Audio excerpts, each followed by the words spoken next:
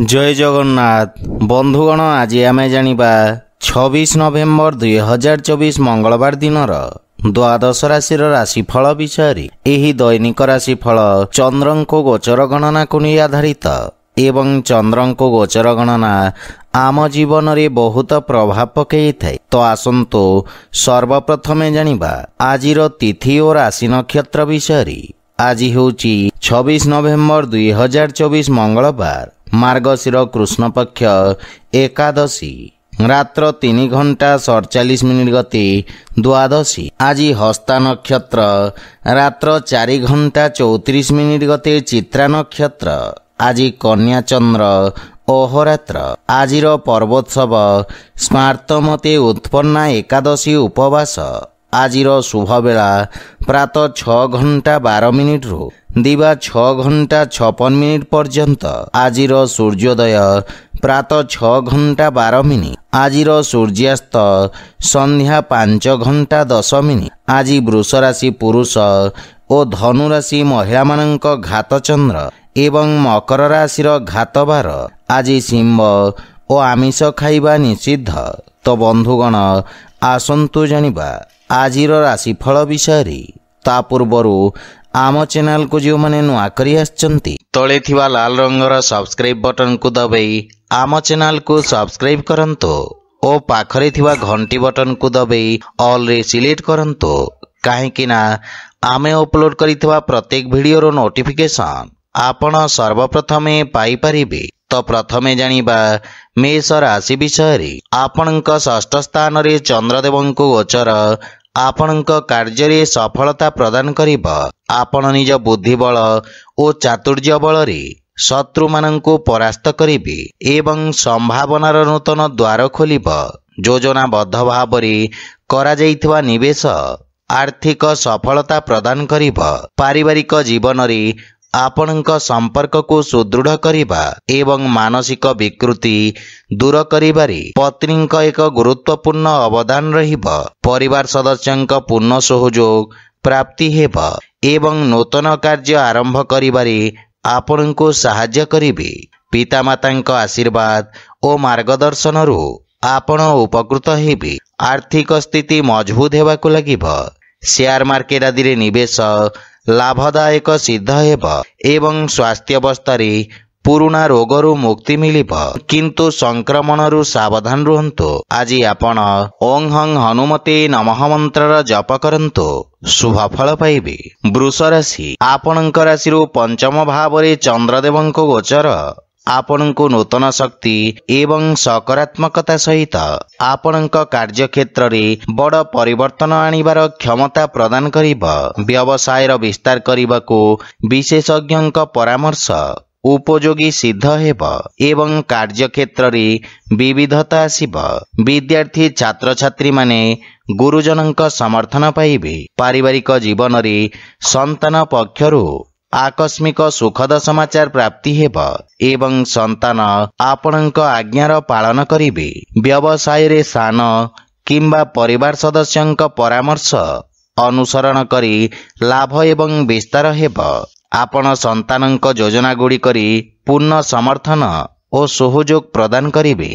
आर्थिक स्थिति उत्तम अनुकूल रहिछि। वाणिज्य व्यवसाय क्षेत्र रे आंशिक लाभर संभावना रहिछि एवं स्वास्थ्य अवस्था रे उच्च रक्तचाप किंबा मधुमेह रे पीड़ित रोगी आराम पाइबे। आज आपण गोमातांको खाइबाकू दियंतु शुभ फल पाइबे। मिथुन राशि आपणक चतुर्थ भाव रे चंद्रदेवंको गोचर आपणक सुख साधन रे ह्रास करिबा। किछि अनावश्यक समस्या श्रुतः भाव रे उपजी पारे। कार्य क्षेत्र रे केही निज लोक आपणक विरुद्ध रे षडयंत्र करि पारंती सेथि पई विशेष सावधान रहंतु अन्यथा क्षतिर संभावना रहिछि। छात्र छात्री मानक पई एही समय सामान्य संघर्षपूर्ण रहिबा एवं सफलता पाइबा पई छात्र छात्री मानंकु अधिक परिश्रम करिबाकू पड़िबा। पारिवारिक जीवन रे किछि गृह उपकरण खराब हेबा कारणरु गृहर सुख सुविधा रे किछि व्याघात होई पारे। आपणक जीवन सामान्य चापग्रस्त रहिबा किंतु वैवाहिक दाम्पत्य जीवन रे परस्पर मध्य रे उत्तम बुझाबणा रहिबा। କିନ୍ତୁ ଛୋଟ ଛୋଟ କଥା ପ୍ରତି ଧ୍ୟାନ ଦିଅନ୍ତୁ ନାହିଁ, ଅନ୍ୟଥା ପରିବାରରେ ବାଦବିବାଦ ଉତ୍ପନ୍ନ ହୋଇପାରେ। ଆର୍ଥିକ ସ୍ଥିତି କ୍ଷେତ୍ରରେ ଆର୍ଥିକ କ୍ଷତିର ସମ୍ଭାବନା ରହିଛି। ସେଥିପାଇଁ ଅସୁରକ୍ଷିତ ନିବେଶରୁ ଆପଣ ଦୂରେଇ ରୁହନ୍ତୁ ଏବଂ ଆର୍ଥିକ ଦେବାନେବାରୁ ଦୂରେଇ ରୁହନ୍ତୁ। କିଛି ସ୍ୱାସ୍ଥ୍ୟଗତ ପରିବର୍ତ୍ତନର ମଧ୍ୟ ସମ୍ଭାବନା ରହିଛି। ସେଥିପାଇଁ ସ୍ୱାସ୍ଥ୍ୟାବସ୍ଥାର ବିଷୟ ଧ୍ୟାନ ରଖନ୍ତୁ। ଆଜି ଆପଣ ହନୁମାନ ଚାଳିଶାର ପାଠ କରନ୍ତୁ, ଶୁଭଫଳ ପାଇବେ। କର୍କଟ ରାଶି, ଆପଣଙ୍କ ତୃତୀୟ ଭାବରେ ଚନ୍ଦ୍ରଦେବଙ୍କ ଗୋଚର କାରଣରୁ ଆପଣଙ୍କ ପରାକ୍ରମରେ ବୃଦ୍ଧି ଘଟିବ। ଆପଣ ନିଜ ବ୍ୟବସାୟ କ୍ଷେତ୍ରରେ ଧ୍ୟାନ ଦେଇ ଭବିଷ୍ୟତର ଆହ୍ୱାନଗୁଡ଼ିକୁ ପୂରଣ କରିବା ପାଇଁ ରଣନୀତି ଉପରେ ଧ୍ୟାନ ଦେବେ। ବନ୍ଧୁମିତ୍ର ତଥା ଯୋଗ୍ୟ ବ୍ୟକ୍ତିଙ୍କ ପରାମର୍ଶ ସହାୟକ ସିଦ୍ଧ ହେବ। ଧାର୍ମିକ ଆଧ୍ୟାତ୍ମିକ କାର୍ଯ୍ୟ ପ୍ରତି ଆପଣଙ୍କ ରୁଚି ବଢ଼ିବ। ପାରିବାରିକ ଜୀବନରେ ଜୀବନ ସାଥୀଙ୍କ ସହିତ କିଛି ମନମାଳିନ୍ୟର ସ୍ଥିତି ରହିବ, କିନ୍ତୁ ପିତାଙ୍କ ସହଯୋଗରୁ ଆପଣ କାର୍ଯ୍ୟକ୍ଷେତ୍ରରେ ସଫଳତା ପାଇବେ ଏବଂ ତାଙ୍କ ମାର୍ଗଦର୍ଶନ ଓ ସମର୍ଥନ ଦ୍ୱାରା ଆପଣ ଉପକୃତ ହେବେ। ମାତା ତଥା ଜୀବନସାଥୀଙ୍କ ମଧ୍ୟରେ କିଛି ବିବାଦର ସମ୍ଭାବନା ରହିଛି, ଯାହା ପାରିବାରିକ କନ୍ଦଳ ସୃଷ୍ଟି କରିପାରେ। ଆର୍ଥିକ ସ୍ଥିତି କ୍ଷେତ୍ରରେ ଆଂଶିକ ଧନଲାଭ ବା ସମ୍ପତ୍ତିରୁ ଲାଭବାନ ହେବେ। ସ୍ୱାସ୍ଥ୍ୟାବସ୍ଥା ଉତ୍ତମ ଅନୁକୂଳ ରହିଛି ଏବଂ ଆପଣ ରୋଗରୁ ମୁକ୍ତି ପାଇବେ। ଆଜି ଆପଣ ସୂର୍ଯ୍ୟଦେବଙ୍କୁ ଜଳ ଅର୍ପଣ କରନ୍ତୁ, ଶୁଭଫଳ ପାଇବେ। ସିଂହ ରାଶି, ଆପଣଙ୍କ ଦ୍ୱିତୀୟ ଭାବରେ ଚନ୍ଦ୍ରଦେବଙ୍କ ଗୋଚର କାରଣରୁ ଆପଣଙ୍କ ସ୍ଥିତି ଅତ୍ୟନ୍ତ ଉତ୍ତମ ରହିବ। ଆପଣଙ୍କ ସାମାଜିକ ମାନ ସମ୍ମାନ ବୃଦ୍ଧି ପାଇବ। ସମସ୍ତ କାର୍ଯ୍ୟରେ ଆପଣ ଆଶାତୀତ ସଫଳତା ପାଇପାରିବେ। ଯଦି କୌଣସି ଆଇନଗତ ବିବାଦ ଥାଏ ତାହେଲେ ପରିସ୍ଥିତି ଆପଣଙ୍କ ପାଇଁ ଅନୁକୂଳ ରହିବ ଏବଂ ଆପଣଙ୍କୁ ନିଜ ଉଦ୍ୟମର ସକାରାତ୍ମକ ପରିଣାମ ପ୍ରାପ୍ତି ହେବ। ପାରିବାରିକ ଜୀବନରେ ପରିବାରର ସମ୍ପୂର୍ଣ୍ଣ ସମର୍ଥନ ଲାଗି ରହିବ। ଆପଣଙ୍କ ବ୍ୟବହାର, କୁଶଳତା ଏବଂ କଠିନ ପରିଶ୍ରମ କାର୍ଯ୍ୟରେ ସହାୟକ ହେବ ଏବଂ ଆପଣ ଭାଇ ଭଉଣୀଙ୍କ ପୂର୍ଣ୍ଣ ସମର୍ଥନ ପାଇବେ। ପ୍ରେମ ଜୀବନରେ ସତେଜତା ଅନୁଭବ କରିବେ। ଆର୍ଥିକ ସ୍ଥିତି ସ୍ଥିର ରହିଛି ଏବଂ ଖର୍ଚ୍ଚରେ ମଧ୍ୟ ନିୟନ୍ତ୍ରଣ ଲାଗି ରହିବ। ବାଣିଜ୍ୟ ବ୍ୟବସାୟ କ୍ଷେତ୍ରରେ ଆପଣ ଲାଭବାନ ହେବେ। ସ୍ୱାସ୍ଥ୍ୟାବସ୍ଥା ଉତ୍ତମ ଅନୁକୂଳ ରହିଛି, କିନ୍ତୁ ପିତାଙ୍କ ସ୍ୱାସ୍ଥ୍ୟାବସ୍ଥାର ସମ୍ପୂର୍ଣ୍ଣ ଯତ୍ନ ନିଅନ୍ତୁ। ଆଜି ଆପଣ ଗୋମାତାଙ୍କୁ ଖାଇବାକୁ ଦିଅନ୍ତୁ, ଶୁଭଫଳ ପାଇବେ। କନ୍ୟା ରାଶି, ଆପଣଙ୍କ ଲଗ୍ନ ଭାବରେ ଚନ୍ଦ୍ରଦେବଙ୍କ ଗୋଚର ଗତ କିଛି ଦିନ ଧରି ଚାଲିଥିବା ସଂଘର୍ଷ ପରେ ଆପଣଙ୍କ ବ୍ୟକ୍ତିତ୍ୱରେ ଉନ୍ନତି ଆଣିବ ଏବଂ ଆପଣ ବିଜେତା ପରି ସମାଜରେ ସମ୍ମାନ ବା ପ୍ରତିଷ୍ଠା ପାଇବେ। ବିଦ୍ୟାର୍ଥୀ ଛାତ୍ରଛାତ୍ରୀମାନେ ନିଜ ଭବିଷ୍ୟତ ବିଷୟରେ ନିଷ୍ପତ୍ତି ନେବାର ଅବସର ପାଇବେ ଏବଂ ଆପଣଙ୍କ କାର୍ଯ୍ୟରେ ସନ୍ତୁଷ୍ଟି ମିଳିବ। ପାରିବାରିକ ଜୀବନରେ ପରିବାର ଏବଂ ଭାଇ ଭଉଣୀଙ୍କ ସମ୍ପୂର୍ଣ୍ଣ ସମର୍ଥନ ଆପଣଙ୍କ ଉପରେ ଲାଗି ରହିବ। ବିଶେଷ କରି ପରିବାରର ବରିଷ୍ଠ ସଦସ୍ୟଙ୍କ ମାର୍ଗଦର୍ଶନ ଆପଣଙ୍କ ସମସ୍ତ କାର୍ଯ୍ୟ ସୁରୁଖୁରୁରେ ସମ୍ପନ୍ନ ହେବ। ଜୀବନସାଥୀଙ୍କ ସହିତ ଉତ୍ତମ ସମୟ ଅତିବାହିତ କରିବେ ଏବଂ ବିଦେଶରୁ ସୁଖଦ ସମାଚାର ପ୍ରାପ୍ତି ହେବାର ଯୋଗ ରହିଛି। ପାରିବାରିକ ସମ୍ପର୍କରେ ପ୍ରଗାଢ଼ତା ଆସିବ ଏବଂ ଆର୍ଥିକ ସ୍ଥିତିରେ ଉନ୍ନତି ହେବ। ନୂତନ ଆୟର ଉତ୍ସ ଉତ୍ପନ୍ନ ହେବ, କିନ୍ତୁ ସ୍ୱାସ୍ଥ୍ୟାବସ୍ଥା ସାମାନ୍ୟ ରହିବ ଏବଂ ଆପଣ ମାନସିକ ଚାପରୁ ମୁକ୍ତି ପାଇବେ। ଆଜି ଆପଣ ଅସହାୟ ଲୋକଙ୍କୁ ସାହାଯ୍ୟ କରନ୍ତୁ, ଶୁଭଫଳ ପାଇବେ। ତୁଳା ରାଶି, ଆପଣଙ୍କ ରାଶି ସ୍ଥାନରୁ ଦ୍ୱାଦଶ ଭାବରେ ଚନ୍ଦ୍ରଦେବଙ୍କ ଗୋଚର ଆପଣଙ୍କ ଅନାବଶ୍ୟକ ଖର୍ଚ୍ଚରେ ବୃଦ୍ଧି କରିବ। ଆର୍ଥିକ ଅବସ୍ଥା ଅସନ୍ତୁଳିତ ହୋଇପାରେ। ଆପଣଙ୍କ ସମସ୍ତ କାର୍ଯ୍ୟ ପୂର୍ଣ୍ଣ କରିବା ପାଇଁ ଆପଣଙ୍କୁ ପ୍ରୟତ୍ନ କରିବାକୁ ପଡ଼ିବ। ଅଳସୁଆ ଏବଂ ଅସାମଞ୍ଜସ୍ୟ ସ୍ଥିତି ଆପଣଙ୍କ କାର୍ଯ୍ୟରେ ବାଧା ସୃଷ୍ଟି କରିବ ଏବଂ ଆପଣଙ୍କୁ ଇଚ୍ଛାକୃତ ସଫଳତା ଅର୍ଜନ କରିବାରେ ବିଳମ୍ବ ହେବ। ପାରିବାରିକ ଜୀବନରେ ପାରିବାରିକ ଖର୍ଚ୍ଚ ବୃଦ୍ଧି ପାଇବ। ଜୀବନସାଥୀଙ୍କ ସ୍ୱାସ୍ଥ୍ୟାବସ୍ଥାକୁ ନେଇ ଆପଣ ସାମାନ୍ୟ ଚିନ୍ତିତ ରହିବେ, କିନ୍ତୁ ଭାଇ ଭଉଣୀଙ୍କ ପକ୍ଷରୁ ପୂର୍ଣ୍ଣ ସମର୍ଥନ ପାଇବେ। ସନ୍ତାନ ପକ୍ଷରୁ କୌଣସି ଉତ୍ତମ ଖବର ପ୍ରସନ୍ନତାର କାରଣ ହେବ। ଆର୍ଥିକ ସ୍ଥିତି ଦୁର୍ବଳ ହେବ, ସେଥିପାଇଁ ଅନାବଶ୍ୟକ ଖର୍ଚ୍ଚରେ ନିୟନ୍ତ୍ରଣ ବଜାୟ ରଖନ୍ତୁ ଏବଂ ସେୟାର ମାର୍କେଟ ଆଦି ନିବେଶରୁ ଆପଣ ଦୂରେଇ ରୁହନ୍ତୁ। ମାନସିକ ଚାପ ଆପଣଙ୍କ ସ୍ୱାସ୍ଥ୍ୟାବସ୍ଥାକୁ ପ୍ରଭାବିତ କରିବ। ଆଜି ଆପଣ ପକ୍ଷୀଙ୍କୁ ଦାନା ଖାଇବାକୁ ଦିଅନ୍ତୁ, ଶୁଭଫଳ ପାଇବେ। ବିଛାରାଶି ଚନ୍ଦ୍ରଦେବଙ୍କ ଆପଣଙ୍କ ଏକାଦଶ ଭାବରେ ଗୋଚର ଆପଣଙ୍କ କାର୍ଯ୍ୟକ୍ଷେତ୍ରରେ ପୂର୍ବରୁ କରାଯାଇଥିବା କିଛି ପରିବର୍ତ୍ତନର ସକାରାତ୍ମକ ପରିଣାମ ପ୍ରଦାନ କରିବ। ଆପଣଙ୍କ ଆତ୍ମବିଶ୍ୱାସରେ ବୃଦ୍ଧି ପାଇବ ଏବଂ ନିଷ୍ପତ୍ତି ନେବାର କ୍ଷମତା ବିକଶିତ ହେବ। ଆପଣଙ୍କ ସାମାଜିକ ସର୍କଲ ତଥା କ୍ଷେତ୍ରର ବିକାଶ ହେବ ଏବଂ ପାରିବାରିକ ଜୀବନରେ ପରିବାରର କୌଣସି ସୁଖଦ ସମାଚାର ପ୍ରାପ୍ତି ହେବାରୁ ମନ ପ୍ରସନ୍ନ ରହିବ ଏବଂ ଆପଣ ପାରିବାରିକ ସୁଖ ସାଧନରେ ଖର୍ଚ୍ଚ କରିବେ। ପିତାଙ୍କ ସହଯୋଗ ଏବଂ ମାର୍ଗଦର୍ଶନରୁ ଆପଣ ଲାଭାନ୍ୱିତ ହେବେ। ଜୀବନ ସାଥୀଙ୍କ ସହିତ ସମ୍ପର୍କ ସୁଦୃଢ଼ ହେବ। ଆର୍ଥିକ ସ୍ଥିତି କ୍ଷେତ୍ରରେ ସୁଧାର ଆସିବ ଏବଂ ପୂର୍ବରୁ ବକେୟା ଦେଇଥିବା ଅର୍ଥ ଆପଣ ପୁନଃ ଫେରି ପାଇବେ।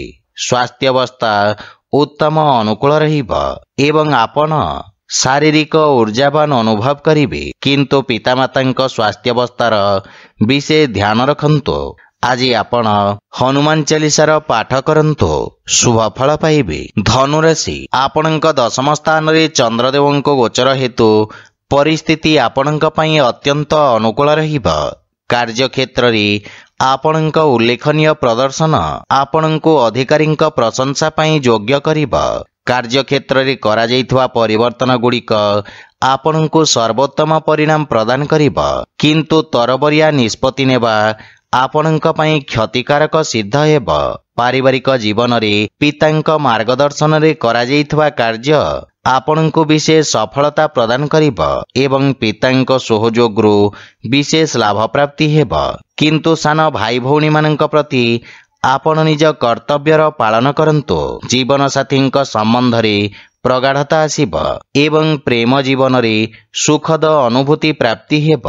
ଆର୍ଥିକ ସ୍ଥିତି ମଜବୁତ ହେବାକୁ ଲାଗିବ ଏବଂ ସଞ୍ଚିତ ଧନରେ ମଧ୍ୟ ବୃଦ୍ଧି ଘଟିବ। ସ୍ୱାସ୍ଥ୍ୟାବସ୍ଥା ଉତ୍ତମ ଅନୁକୂଳ ରହିଛି, କିନ୍ତୁ ଖାଦ୍ୟପେୟର ବିଷୟ ଧ୍ୟାନ ରଖନ୍ତୁ। ଆଖିରେ ଉତ୍ତେଜନା କିମ୍ବା ମୁଣ୍ଡବିନ୍ଧାର ସ୍ୱାସ୍ଥ୍ୟ ସମସ୍ୟା ଦେଖାଦେଇପାରେ। ଆଜି ଆପଣ ଭଗବାନ ଗଣେଶଙ୍କୁ ଦୁବ ଅର୍ପଣ କରନ୍ତୁ, ଶୁଭଫଳ ପାଇବେ। ମକର ରାଶି ଆପଣଙ୍କ ଭାଗ୍ୟ ଭାବରେ ଚନ୍ଦ୍ରଦେବଙ୍କ ଗୋଚର ଆପଣଙ୍କ ସମସ୍ତ କାର୍ଯ୍ୟରେ ଅଗ୍ରଗତି ଆଣିବ। ଅନେକ ସମସ୍ୟା ସ୍ୱୟଂଚାଳିତ ଭାବରେ ଦୂର ହୋଇଯିବ ଏବଂ ଆପଣ କାର୍ଯ୍ୟକ୍ଷେତ୍ର ଏବଂ ପାରିବାରିକ ଜୀବନରେ ଆପଣଙ୍କର ସମସ୍ତ ଦାୟିତ୍ୱ ଉତ୍ତମ ଭାବରେ ନିର୍ବାହନ କରିବେ ଏବଂ ଆଧ୍ୟାତ୍ମିକ ସନ୍ତୁଷ୍ଟି ପ୍ରାପ୍ତି ହେବ। ବିଦ୍ୟାର୍ଥୀ ଛାତ୍ରଛାତ୍ରୀମାନେ ନିଜ ଲକ୍ଷ୍ୟ ହାସଲ କରିବେ, କିନ୍ତୁ ଭବିଷ୍ୟତକୁ ନେଇ କିଛି ଚିନ୍ତା ଆପଣଙ୍କ ପାଇଁ ଚାପଗ୍ରସ୍ତ ହୋଇପାରେ। ପାରିବାରିକ ଜୀବନରେ ଜୀବନ ସାଥୀଙ୍କଠାରୁ ଅଧିକ ଉପେକ୍ଷା ଆପଣଙ୍କୁ ଚିନ୍ତିତ କରିବ ଏବଂ ଭାଇ ଭଉଣୀଙ୍କ ସହଯୋଗରୁ ଏକ ଉଜ୍ଜଳ ଭବିଷ୍ୟତର ଦ୍ୱାର ଖୋଲିବ, କିନ୍ତୁ ପିତାମାତାଙ୍କ ସ୍ୱାସ୍ଥ୍ୟ ପ୍ରତି ବିଶେଷ ଧ୍ୟାନ ରଖନ୍ତୁ। ଆର୍ଥିକ ସ୍ଥିତି ସାମାନ୍ୟ ରହିଛି, କିନ୍ତୁ ଆଶାତୀତ ଲାଭ ପ୍ରାପ୍ତି ହେବ ଏବଂ ଆକସ୍ମିକ ଧନଲାଭର ଯୋଗ ରହିଛି। ଯେକୌଣସି ନିବେଶ ପୂର୍ବରୁ ପିତାମାତାଙ୍କ ପରାମର୍ଶ ଅବଶ୍ୟ ନିଅନ୍ତୁ। ସ୍ୱାସ୍ଥ୍ୟାବସ୍ଥା ଉତ୍ତମ ହେବାକୁ ଲାଗିବ ଏବଂ ପୂର୍ବରୁ ଥିବା ସ୍ୱାସ୍ଥ୍ୟ ସମସ୍ୟାରୁ ଆପଣ ମୁକ୍ତି ପାଇବେ। ଆଜି ଆପଣ ବଜରଙ୍ଗ ବାଣ ପାଠ କରନ୍ତୁ, ଶୁଭଫଳ ପାଇବେ। କୁମ୍ଭ ରାଶି ଆପଣଙ୍କ ଅଷ୍ଟମ ଭାବରେ ଚନ୍ଦ୍ରଦେବଙ୍କ ଗୋଚର ଆପଣଙ୍କ ମାନସିକ ଶାନ୍ତିକୁ ବିଚଳିତ କରିବ। ସେଥିପାଇଁ ସମସ୍ୟାଗୁଡ଼ିକୁ ନିଜ ଉପରେ ପ୍ରଭାବୀ ହେବାକୁ ଦିଅନ୍ତୁ ନାହିଁ। ଆପଣଙ୍କ ଦୂରଦୃଷ୍ଟି ଏବଂ ସହାନୁଭୂତିପୂର୍ଣ୍ଣ ବ୍ୟବହାର ଦ୍ୱାରା ଆପଣ ସମସ୍ତ ସମସ୍ୟାକୁ ଦୃଢ଼ତା ସହିତ ସମ୍ମୁଖୀନ କରିବେ ଏବଂ ଆପଣଙ୍କ ସାମାଜିକ ଲକ୍ଷ୍ୟ ହାସଲ କରିବେ। କାର୍ଯ୍ୟକ୍ଷେତ୍ରରେ ସହକର୍ମୀଙ୍କ ସହିତ ମତଭେଦର ସ୍ଥିତି ରହିବ।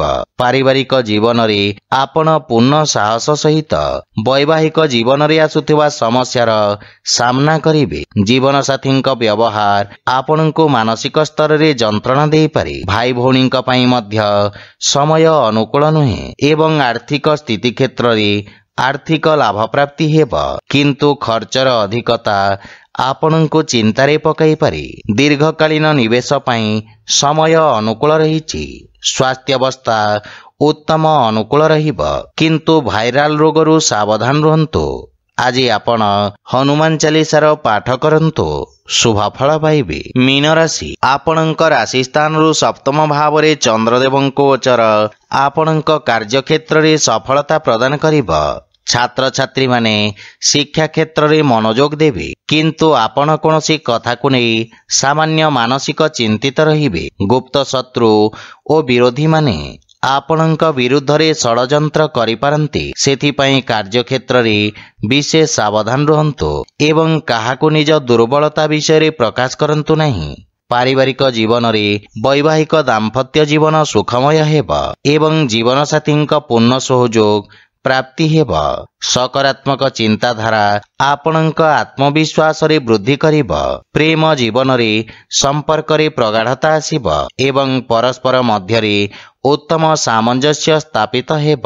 ଆର୍ଥିକ ସ୍ଥିତି ମଧ୍ୟମ ଧରଣର ରହିବ, କିନ୍ତୁ ଅନାବଶ୍ୟକ ଖର୍ଚ୍ଚରେ ବିଶେଷ ନିୟନ୍ତ୍ରଣ ରଖିବା ଉଚିତ, ଅନ୍ୟଥା ଆପଣଙ୍କ ଆର୍ଥିକ ସ୍ଥିତି ଦୁର୍ବଳ ରହିବ।